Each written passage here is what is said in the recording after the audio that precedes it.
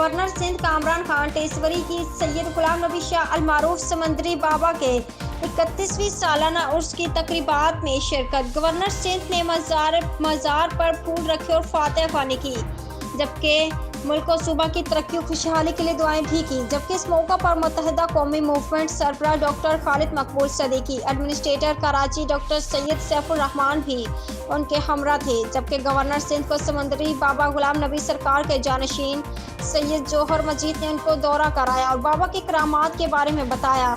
इस मौके पर गवर्नर सिंध ने मज़ार पर मौजूद अकीदतमंदों से घुल मिल गए और उनकी खैरियत दरियाफ्त की। इस हवाले से गवर्नर सिंध कामरान टेसवरी ने कहा कि बुजुर्गान दीन और औलिया किराम के मज़ारात पर दिली सुकून मिलता है।